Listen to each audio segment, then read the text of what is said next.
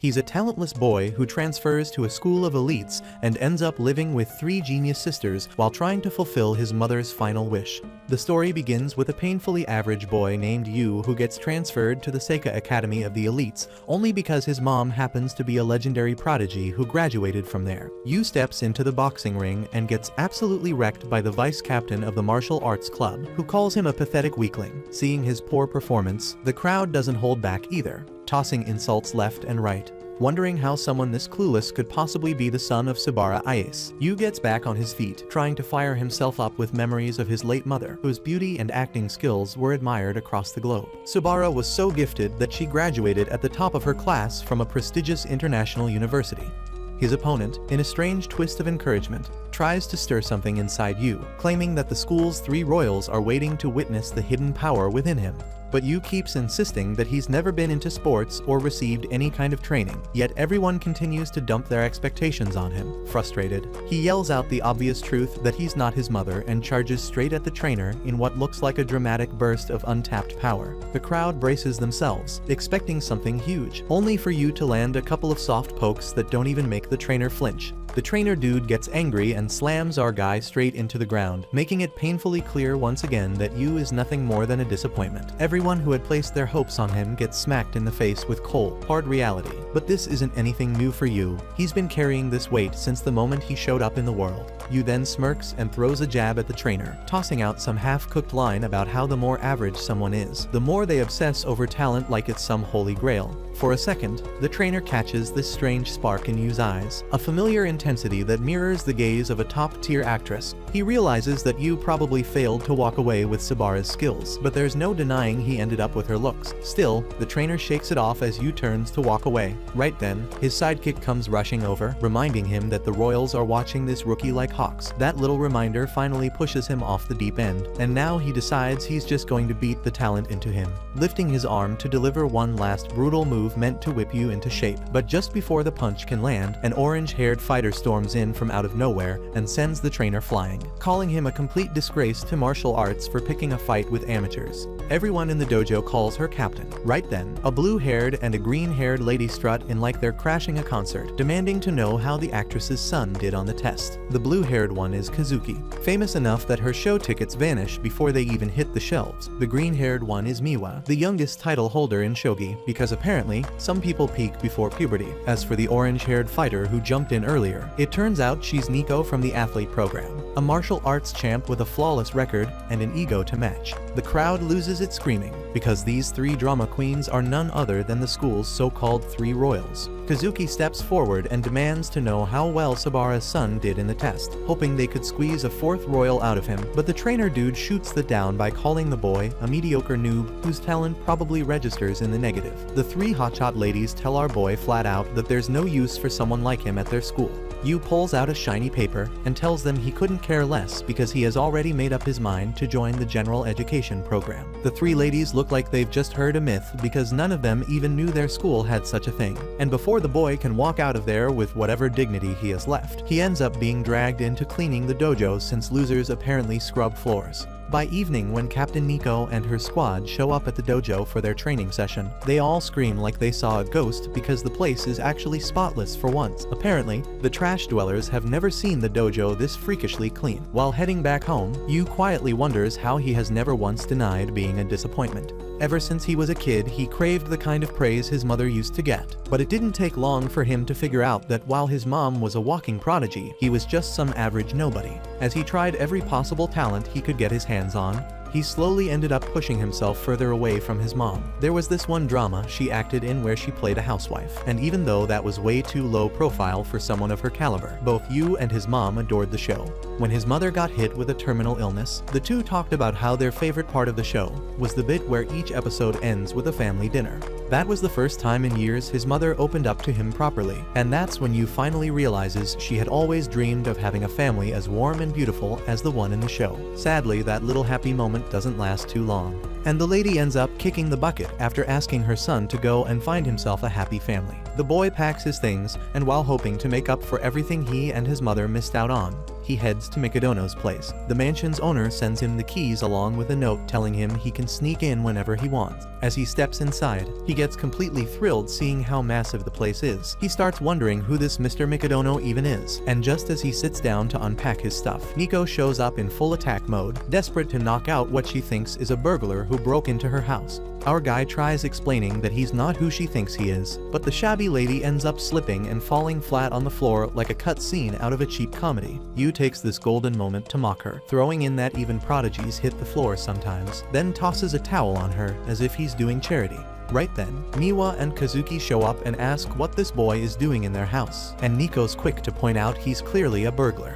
As our hero tries to figure out why these royals are even here, he gets a call from Mikadono himself. The man asks if he's found the place and goes on to explain that his late mother was not only his friend, but also his benefactor, which is why he's now returning the favor.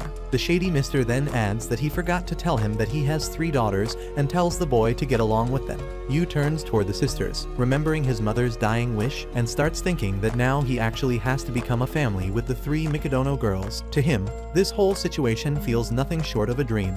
Living with 3 gifted cuties sounds like a blessing from the heavens. The girl, however, don't look too thrilled about the arrangement, but since their dad's the one calling the shots, they have no choice but to play along. Still, the boy manages to pull himself together and properly introduces himself again, hoping to get to know them better. Right then, the boy realizes something terrifying. The entire mansion looks like a pig pen dressed up as a house, covered in mess everywhere. Apparently, Kazuki was in charge of the dishes, but she made some half-baked excuse about not having time. In truth, she did try, but ended up breaking every single dish and gave up in frustration. Meanwhile, Miwa and Nico were supposed to handle the laundry and cleaning, but judging by how they look and move, they seem like the kind of disasters that need cleaning themselves. After getting roasted right where it hurts, the ladies quickly switch gears and start dragging our boy by bringing up how he barely managed a miserable 45 on the aptitude test, though Yu doesn't let that slide and mocks them by correcting it to 42.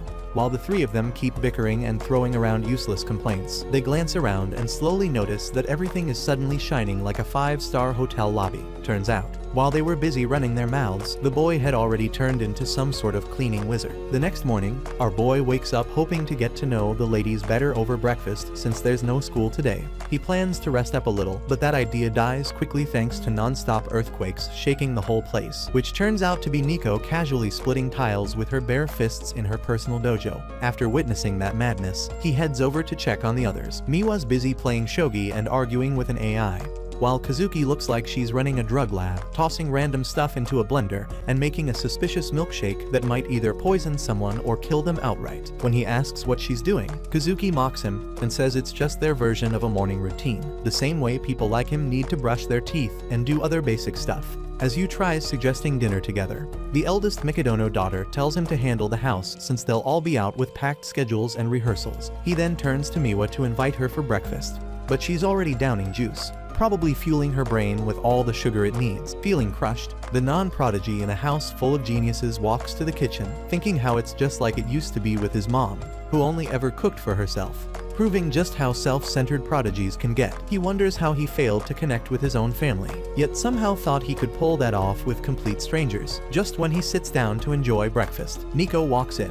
Though she clearly wants to eat all the neatly baked food, she controls herself and claims it's an unbalanced meal for her. Yu starts licking the food to tempt her, but she loudly complains about the excessive carbohydrates and lipids, adding that she still needs at least 20 more grams of protein along with vitamin B. Yu finds it ridiculous how someone needs to calculate nutrients before eating. Nico explains that for her, eating right is just as important as training. As the girls get ready to leave, he remembers how his mother used to follow different diet plans depending on the type of shoot she had. When the ladies rush out toward the gate in a hurry, he suddenly appears behind them and says they've forgotten something. That instantly sends a chill down their spines, and they begin checking everything in panic while arguing over what's missing. But he only meant to wish them a good day. Even though they find it unnecessary, the girls end up blushing on their way to practice and somehow feel a little happy about it. Meanwhile, Yu moves on to doing the dishes, and in the middle of it, he receives a call from the shady Mr. Mikadono. The man informs him that he won't be around much due to his responsibilities,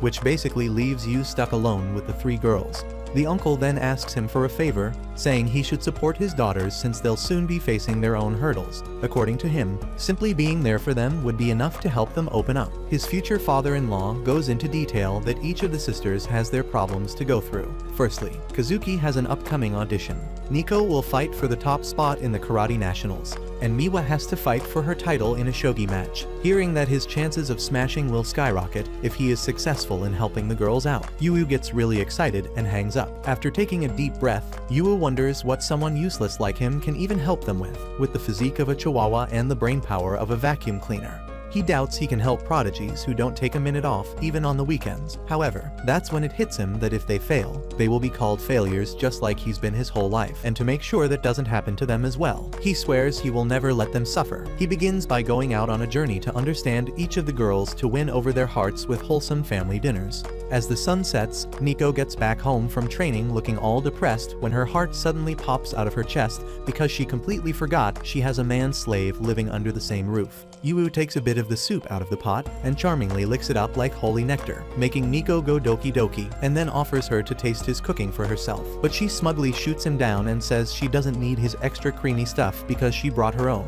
After finishing her bath, she steps out looking like a queen only to find the little guy deep in the zone cooking up something so good even the Rock smells it from across the street. Yu goes through dozens of recipe books and locks in every detail to craft the ultimate dinner. Watching him go so hard even after she brushed him off earlier seriously gets under Nico's skin. Just then, Miwa walks in, and Yu grins like a proud chef announcing he's about to serve soup so good it will curl her toes. Seeing him act like a complete dork, the girls assume he's just running his mouth again. That's when Nico remembers the old days when the sisters had a private chef cooking 5-star meals with premium ingredients, but even 5-star refused to eat that fancy slop because it seriously lacked nutrients, and she only eats what's good for her body. Later that night, the redhead is in her room chugging down Taco Bell like a starving African when curiosity finally wins her over. So she sneaks into the kitchen, sees Yu isn't there, and spots a fine feast waiting on the table. That's when Yu jumps out from behind and hits her with a surprise nutrition attack and drops facts like the meal's packed with protein, vitamins, and minerals more than enough to get ripped, plus his secret sauce to help it all go down smooth. Overwhelmed by the stats, she admits defeat and Yu collapses because he is drained from talking to a diet expert the entire day just to craft the perfect dinner for her. Realizing how much effort he put in, Nico turns redder than a ripe tomato and finally sits to give it a try. The second it hits her taste buds, she tells him to pass her compliments to the chef. Yu, meanwhile, starts to wonder if he really can tame her with food the way he tames cats in Minecraft, but his goofy face makes her visibly uncomfortable. Meanwhile, Miwa's already drooling at the sight of the spread and tries to sneak downstairs for a bite. But Yu catches her mid-sneak and starts bombarding her with nutrition facts until she gives up and joins the table like a normal person. Hearing that he tailored the food for Miwa too, Nico's respect for Yu spikes through the roof. Miwa points at her sister's rare soft expression and notices it's been a while since she's looked like that, and also notices Nico's packed on a few pounds. Nico snaps back that Miwa's not exactly model material herself, but Miwa just laughs because all the goods go up top while the rest fuels her galaxy brain. While Yu is satisfied watching the sisters chat, Kazuki walks in and is instantly disgusted to see them eating together at the table like some kind of wholesome family. The Riz Lord sneaks up on her and casually lets her know he's got some brown rice packed with B12 for her skin, along with a salmon marinade full of antioxidants to wipe out all the depression from her long day at work. His pitch nearly works, but she shuts him down cold and refuses to be charmed like her weak-willed sisters. Nico snaps back and defends Yu's weak-willed tensions, but Kazuki makes it crystal clear she isn't against family bonding, and it's just that eating a peasant's cooking at the same table like a normal family doesn't quite suit the princess. And just like that, the last sliver of Yu's self-respect vanishes into the shadow realm. Seeing him look like his grandma just died, Nico grabs the plate from his hands and starts eating to cheer him up. But Yu recovers instantly and strongly warns her that if she keeps stealing extra servings, she really will turn into a chubby teddy bear. Miwa is baffled whether he even wants them to eat his cooking or not, while Nico nearly pops an aneurysm from his disrespect. Yu politely declares that it's his job to track everything that comes in or out of her body, and his outrageous wording nearly makes Nico explode in embarrassment. 3 days have passed since Yu moved in with the Mikadono sisters, but despite his tireless efforts, Kazuki still refuses to touch anything made by his filthy hands, recalling their father's order to help the girls reach their full potential. Yu channels his inner Lelouch and makes a plan A. During break time, high-pitched squeals echo through the halls as a crowd of girls swarms Kazuki-senpai like moths, showering her with bottom-tier praise. Yuu's jaw hits the floor at how wildly popular she is, but he braces for impact and waves hello at the pack with a big smile. The girls instantly recognize him as that talentless bum, and Kazuki tells him to be gone before he taints her divine aura with his loser energy while shooting him a glare like he's used toilet paper. But Yu calls her a meanie as he announces he stayed up all night trying to win her over, and he has something only he can give her, and he is sure she would love it, obviously talking about his cooking. The girls are wildly flustered, so Kazuki shouts at Yu to stop misleading everyone with his nasty statement and swears she's going to make him pay for this when they're back home, which digs the hole even deeper. Her army of fans bombards her with questions, so Yu uses the chaos to slip away. Later, Yu meets up with Nico to strategize on how to win over Kazuki and ends up shocked at how much the karate club depends on her. But as soon as she spots him, Kazuki remembers his outrageous claim from the day before, and the sheer audacity of him showing his face again makes her livid. Her devoted simps instantly question who this fool thinks he is calling her by her first name so casually, but one look at the Demon Queen sends them running. Yu quickly realizes he won't make it out in one piece if he keeps this up, so Miwa is officially the only card he has left to play. Elsewhere in the school, Miwa is busy playing shogi on her phone when she hears her classmates struggling over a problem. She does some quick math and bluntly says they must really be deficient in brain cells if they can't even solve something that easy. As expected, the girls make a quick exit with their last shred of respect intact, and Yui watches them on their way out. He walks into class, but after sensing Miwa's completely different mood at school, he tones down his excitement. Yu politely invites her to join him for lunch in the cafeteria, but she tells him to get lost. When Miwa realizes he won't give up, she power walks out of class, and he keeps following her around the school. He stubbornly chases her even after she insists he leave her alone, and before they know it, she's laughing happily as she runs away like it's a game of tag.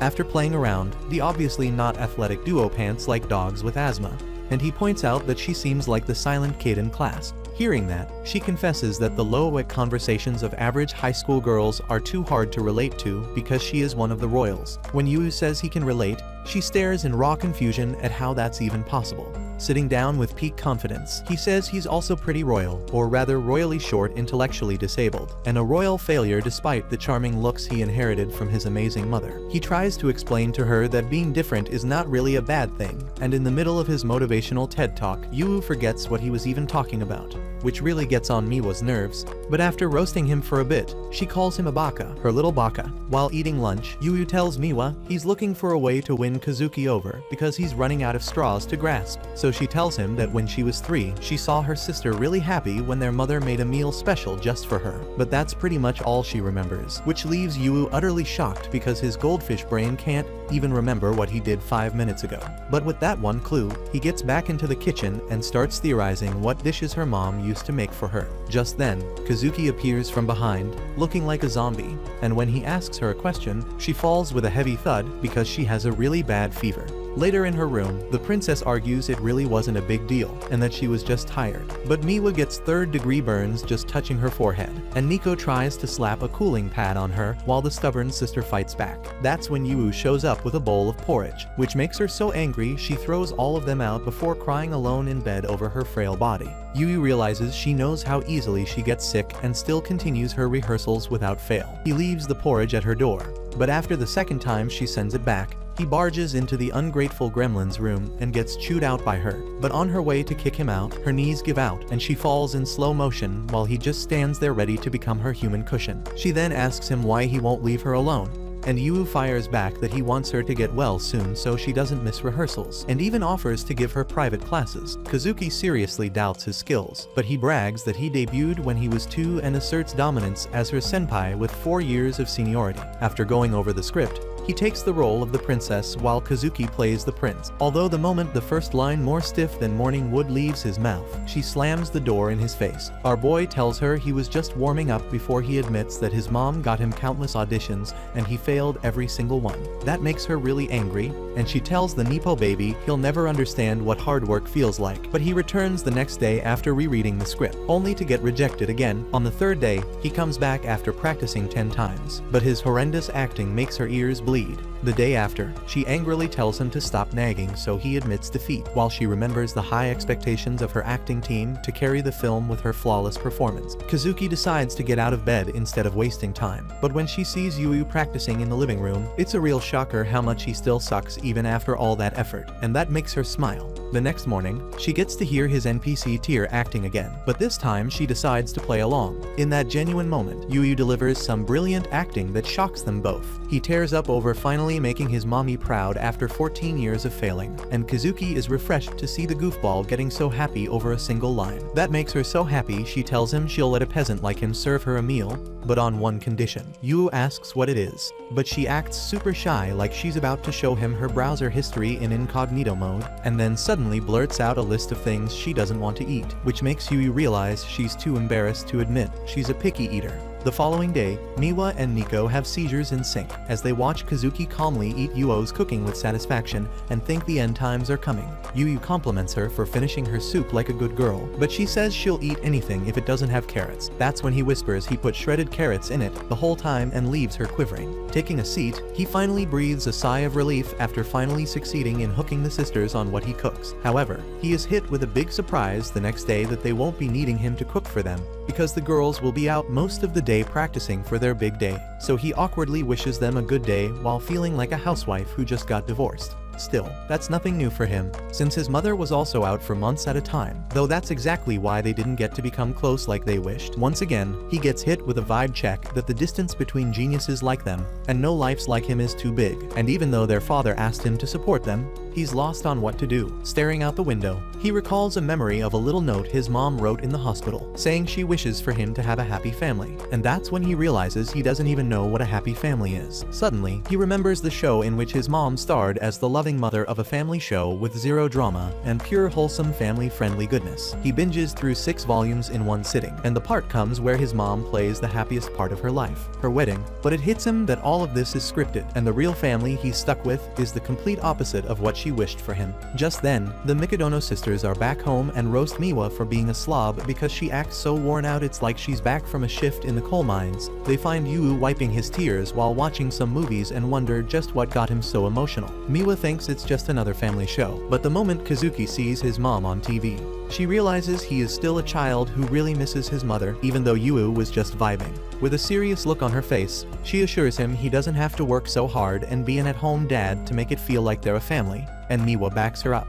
Nico chimes in that he's welcome to be a freeloader because they didn't really expect much from him from the start, but that makes him so angry. Yu confesses that the reason he works so hard is because he didn't try to bond with his mom, thinking she was too different from him, and that was a mistake he regretted later on. So he wants to connect heart to heart and refuses to miss the chance at enjoying a happy family life with them as well. All 3 sisters are creeped out the moment they hear him say happy family, and Nico mumbles to herself that happy families are a fantasy that only exists on TV. But Tsundere still humors him and asks how they can be family. All the while the protagonist on TV proposes to the heroine and kisses her, making the audience squeal. After watching that, Yu feels the Mikadono sisters pierce his soul with their stare before going full panic over the little man's crazy plan. Kazuki is in denial. She actually fantasized about getting married for a sec, while Nico tries to convince herself she'd rather train than marry a failure, and Miwa thinks she got brainwashed by the stupid love scene. Right then, Yu declares that he's already made his choice and says Nico's name. Leaving her frozen in place, he hypes it up and states they have to know each other's birthdays. The 3 sisters short circuit as he explains Nico's in the same grade, so as family he should know whether she's his little sister or an Ara-Ara-1-san. That baffles the girls again, and they tell the freeloading peasant to stay in the trash where he belongs. Later in the bath, Nico is still flustered during her bath when she hears his low testosterone scream echoing from the kitchen. She rushes out thinking someone broke in, only to find him devastated because there's no bread left for sandwiches. Nico snaps at him to stop crying over things as tiny as him, but when she realizes she's basically naked, she flies off in embarrassment and bumps right into Miwa. Her intellectual sister immediately notices she's a bit too red for someone who just got out of the bath. Miwa begins analyzing every possible scenario that could have made her this flustered when Yu shows up with a bundle of towels. Her hormones go haywire the second his hand touches hers, so she drops the towels and starts bullying him, which makes Yu think he's being punished for freeloading. Seeing Miwa having a hormonal meltdown just like her, Nico asks if she also has a crush on the little rascal.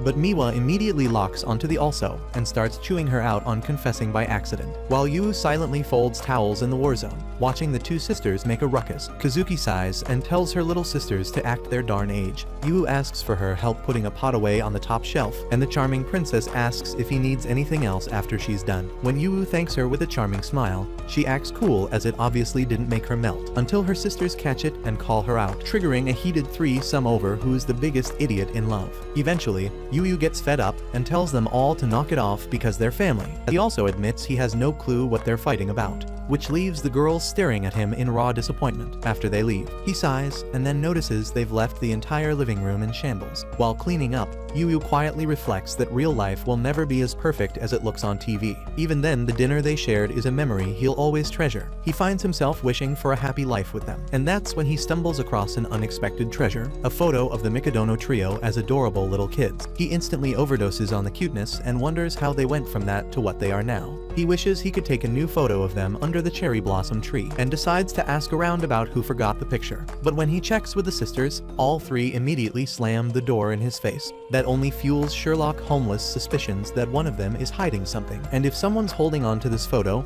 it means deep down one of them misses the good old family days just like he does. However, the next morning all three sisters go their separate ways, shutting down his private investigation before it begins. Still, he's impressed to learn that these prodigies travel all over the country and decides to dig deeper into where their events are being held. And that's when he hits the jackpot. Later that night, Yu warms up some milk to help Kazuki sleep better, but Miwa and Nico look visibly annoyed because they forgot to book a hotel room. Right on cue, their knight in shining sarcasm stuns them by revealing he already booked a hotel for them. He hands them two separate maps and cheekily wishes them a happy stay because he picked out a 5-star place for them. Miwa's not that thrilled and pouts that she can't be happy eating trash food for 2 days, and Nico agrees. That's when the cheeky gremlin asks if she's saying she can't even go a single day without him, making her cheeks redder than roses. The smug goblin grins widely and says he's happy to join them. Later at the shogi tournament, Miwa dominates her opponent like a boss within seconds, leaving everyone stunned by her raw talent. On her way out, a woman informs her that her next match will be against a 4th grade master, so it might be a challenge. But Miwa walks off looking bored and thinks about practicing with AI at the hotel. That's when a breathtaking view of cherry blossoms completely captivates her. She recalls wholesome memories from their childhood and heads back to the hotel, only for her jaw to crash into the basement on seeing a disguised Kazuki checking in at the counter. The two sisters immediately start questioning each other, and in the middle of that, Nico also makes her entrance and drops her bag in pure shock.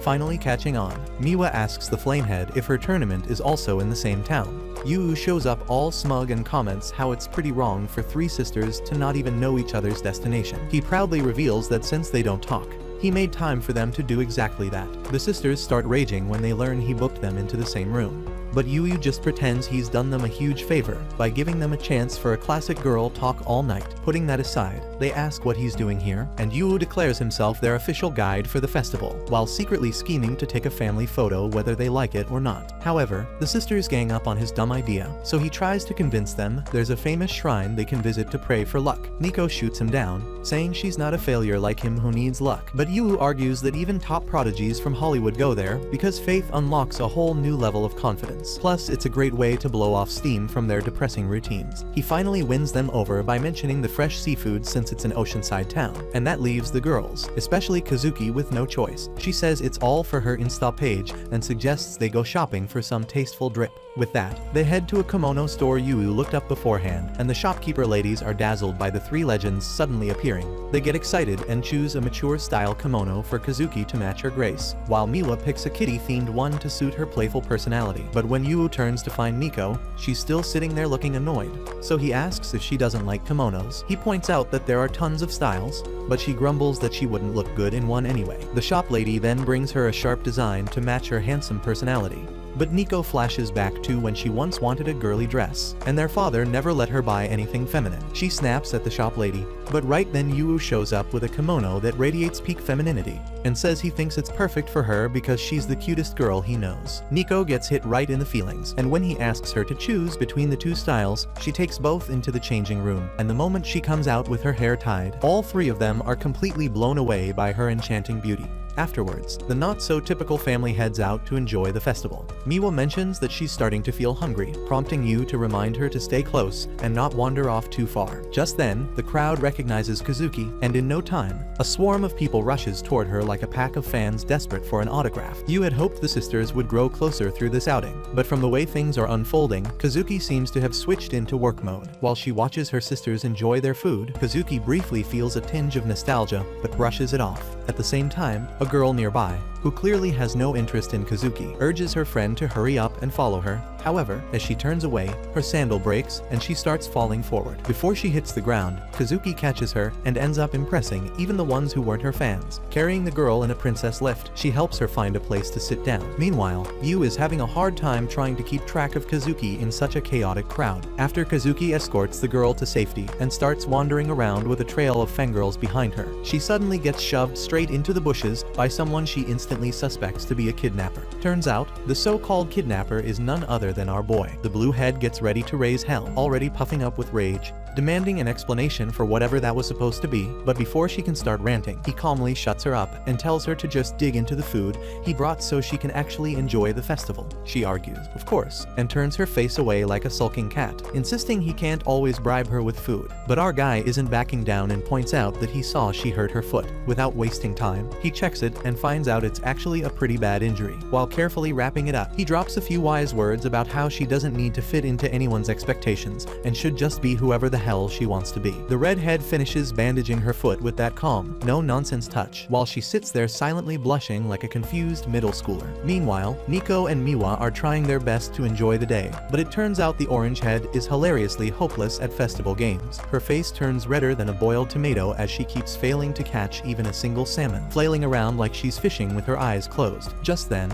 both of them freeze when they spot their elder sister walking over to join them, and right beside her is Yu, who's somehow convinced her to wear a sus mask to help her go incognito. Yu then suggests a match, teaming up with Kazuki, while the other side gets stuck with Nico and Miwa. Nico immediately takes a jab at her sister, saying she should wear that creepy smiley mask all the time since her usual face looks like she's ready to kill someone. Kazuki smiles under the mask, and the match kicks off. Yu ends up snapping his fish-catching paddle first, followed by Miwa, who instantly cries foul play and accuses her sister of cheating since she hasn't even chipped hers yet. Things spiral fast, and the challenge turns into a full-on sibling brawl. Yu backs off, figuring this might be a rare bonding moment in disguise, and dashes off to check out some grand competition happening nearby. Apparently, the task is to hop across lotus-shaped platforms and make it all the way to the Torii Gate, which honestly looks like a rigged game for superhumans. The winner not only gets a ridiculous amount of luck, but also an awkward selfie with the shrine's golden guardian. The hosts are dead serious too, claiming that setting the selfie as your phone wallpaper boosts your luck, and even throwing in a weird guarantee. Yu scrolls through the old festival photo of the sisters and realizes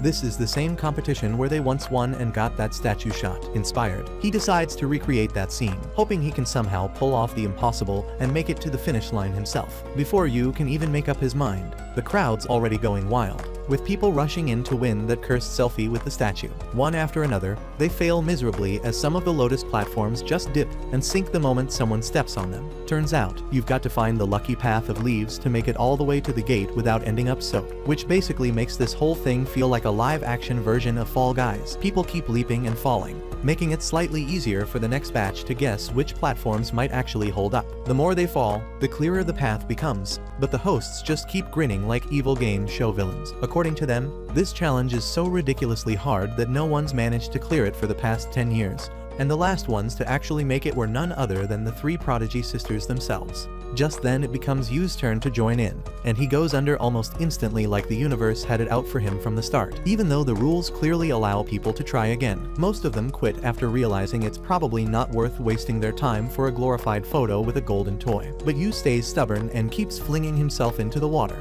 The poor kid wrecks his face, but there's not a chance he even thinks about backing down, even as night falls and the rain begins to hammer down like some divine sign to quit. Yu still refuses to admit defeat. The hosts eventually try to talk him into giving up, saying it's not really about effort, but just pure dumb luck, and they even offer to let him snap a photo without technically winning. But Yu ends up thinking about how the sisters probably won by moving together like one unit with perfect timing, and that memory convinces him to push through no matter what. He keeps launching himself onto those shaky platforms and somehow manages to reach the gate this time. The hosts applaud and finally invite him to take the selfie, but the redhead bolts off instead, shouting something about needing to go grab some people first. As he runs off to find the Mikadono sisters, an announcement rings out about the festival ending early due to heavy rain. Realizing he's too late, he drops flat on the floor, feeling useless. The voices of the three girls echo in his head, remembering how he had dragged them here in the first place, assuming they must have stormed back to the hotel and that he'd be left behind once again. But as he shuts his eyes and opens them, he finds the three prodigies standing right in front of him with their umbrellas. They ask why he never came back and why he's now drenched and covered in mud. Yu says he figured they would have ditched him, but the girls respond that they aren't that heartless. They ask him to lead the way back to the hotel, calling him their festival conductor, and even let him share their umbrella, explaining how only 3 were left at the stall and they couldn't get a 4th one. Eventually, the 3 sisters end up arguing over who gets to share the umbrella with Oliver. Miwa wins the rock paper scissors match and takes the spotlight. After returning and finishing their baths, the girls check on their personal conductor and find him looking like a total mess. They ask if he's planning to skip bathing altogether, and that's when the redhead sheepishly admits he forgot to book a separate room for himself. Now, all the nearby hotels are full, and he has nowhere to stay. Smiling awkwardly, the boy says he'll just crash at a cafe. The sisters stare at him, realizing he's hopeless, and just as he's about to leave, Kazuki stops him and pulls him into their room. They all argue about how it would be a disgrace to their name and profession to let a kitten catch a cold in the rain outside. Nico even points out that since they already live together, handling this once wouldn't be a big deal. The next issue that pops up is that there's no robe for the boy to wear, since the hopeless loser forgot to bring one too. After a few awkward glances and fidgety moments, Yu finally spots an extra robe and hurries off to take a shower. While he's bathing, he yells out from behind the door, telling them to forget he even exists and just get a good night's rest. Eventually, the lights go out and everyone settles in to sleep. But now a new problem arises. The 3 prodigies find their hearts pounding, unable to fall asleep. Their faces stay flushed, despite having no fever. The story then rewinds a little, revealing that Yu actually succeeded in his mission to get the 3 sisters to take a photo with the statue. As expected, he messed things up again and ended up clowning around, which only made the sisters laugh harder. Back in the present, when the boy enthusiastically checks his bag, he can't find the old photo of the 3 sisters. Instead, he discovers a letter saying she's taken the picture back. He smiles, happy that the photo is now with its rightful owner, and falls asleep in mere seconds. Seeing him knocked out so quickly, the 3 girls quietly sit up, wondering why they're all still awake. They exchange glances and softly start talking about how they haven't changed one bit. They argue and laugh over old memories, realizing how even though they live together, life has kept them so busy they barely have time for moments like this. Miwa turns around and checks both the old and the new photos with her sisters, confirming that she was the one who had kept the original safe all along. She chuckles, thinking of Yu as a lovable idiot who went through all that trouble just to get them to take another photo together. The 3 sisters silently thank the boy in their own hearts before finally drifting off to sleep. The next morning,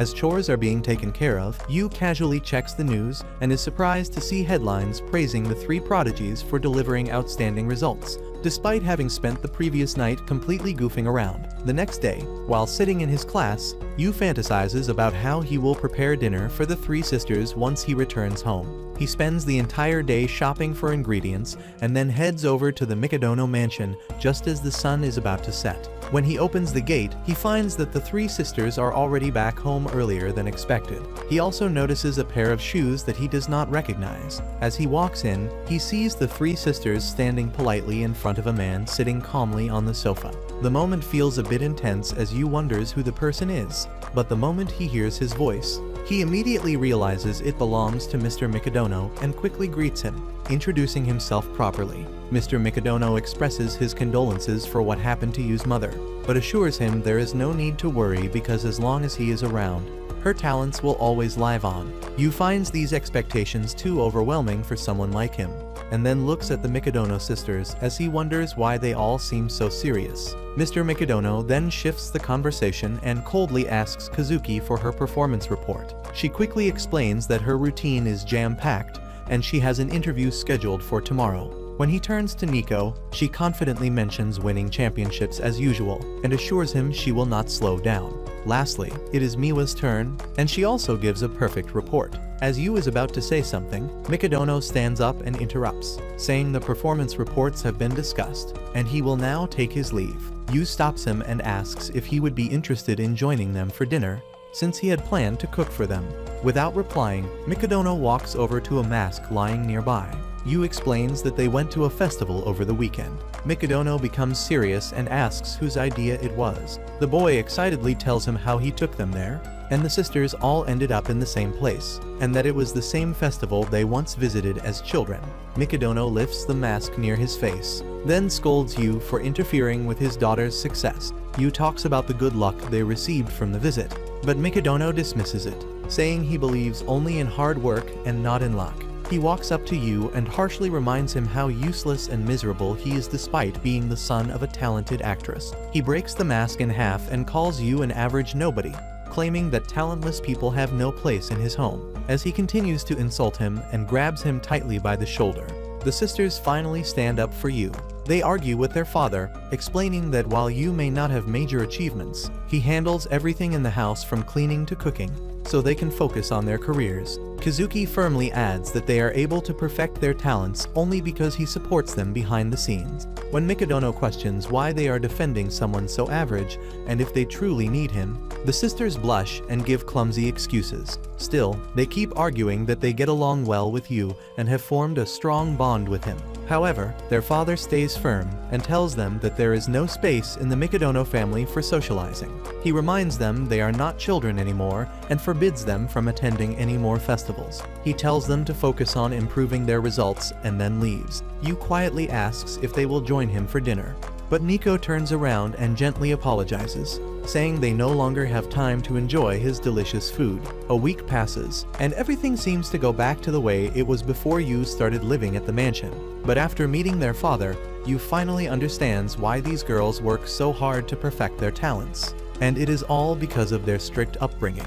He remembers how the sisters finally started getting along with each other. That night, everyone at the club is returning home, except for Nico, who stays late to practice like she used to. It turns out she had been coming home early just for dinner, but now she is back to her usual schedule, as she takes a break to eat. The food tastes bland after getting used to Yu's cooking. Kazuki feels the same as she looks at her healthy smoothie, packed with nutrients, but she cannot bring herself to drink it anymore. Even Miwa seems off as her usual snacks do not feel as exciting. All three girls find themselves stuck, wondering why they can no longer go back to their old routine. Meanwhile, even Yu feels down and wishes things could go back to how they used to be. He remembers the warm family from the TV show his mother acted in and decides he wants to create something just like that. This thought gives him a new sense of motivation. The next morning, as the three sisters step out of the house, Nico realizes that Yu didn't greet them with his usual cheerful voice, and that makes her feel sad. Later at school, when lunchtime arrives, Nico opens her bag to grab a protein bar, but instead finds a packed lunch. Her face turns as red as a tomato, and the same happens with the other two sisters, each finding a neatly packed meal. When Nico's crewmates ask if she is not going to eat it and suggest they could have it, she firmly refuses and says she will eat every bite herself. Meanwhile, Yu is asleep on his notebook, completely exhausted after waking up at 4 in the morning to prepare their meals. Later, when he finds their lunch boxes completely empty, he smiles to himself, knowing they enjoyed the food. That evening, the three sisters call Yu over and seriously tell him that they want to form a co-stewardship with him. Confused, Yu wonders why they are suddenly talking about ships, but the sisters do not look in the mood to be joking, as they remind him that their father warned he would throw Yu out unless he proved himself. So they propose that if he supports them in the coming challenges, they are willing to accept him as one of their own. They explain what lies ahead for each of them and say they need his help to face it all. Excited by the idea, Yu promises he will make lunch for them every day because they are a family.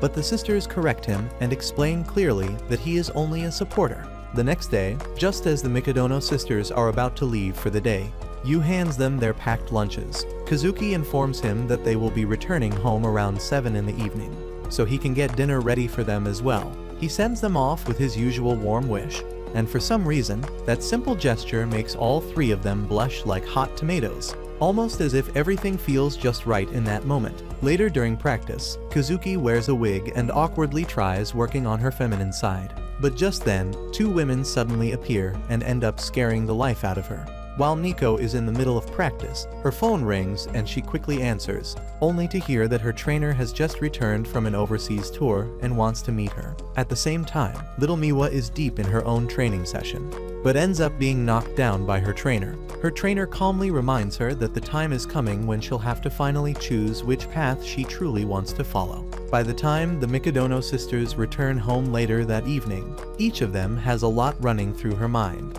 But as soon as they enter the house, they find Yu clumsily running on top of a flour bag, and when they ask what he is doing, he tells them with confidence that he plans to add udon to the recipe and wants to use whole wheat flour this time to help lower the carb content in their diet. Just as he's explaining everything, he suddenly slips and falls hard, hurting himself in the process, which makes the girls laugh a little before walking off, mentioning that they'll still be joining him for dinner.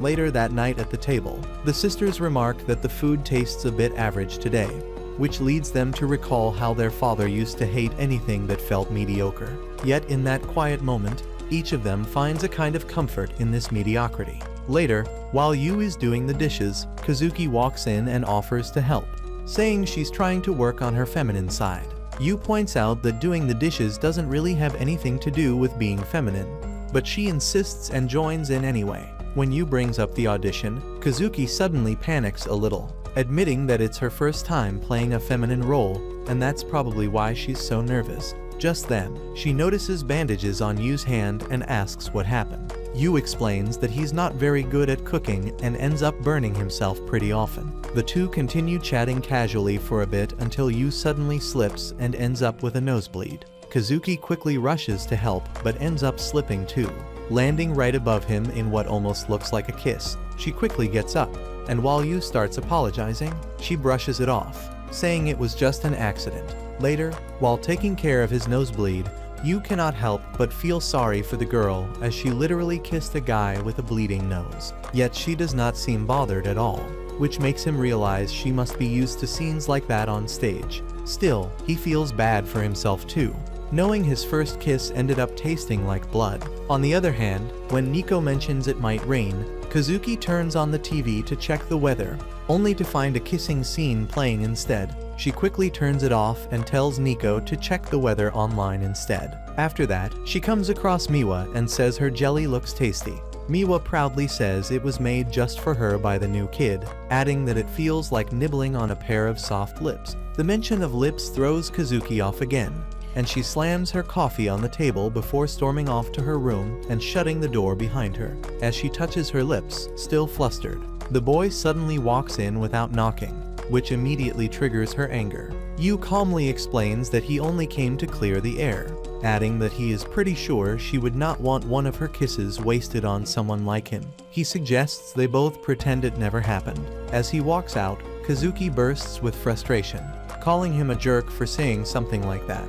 Later during her practice, she starts thinking Yu might have been right, and forgetting what happened might really be the best thing for now since she needs to stay focused on her upcoming audition. She tries rehearsing her feminine role, but keeps failing since everything she has done until now has been more like a prince than a girl.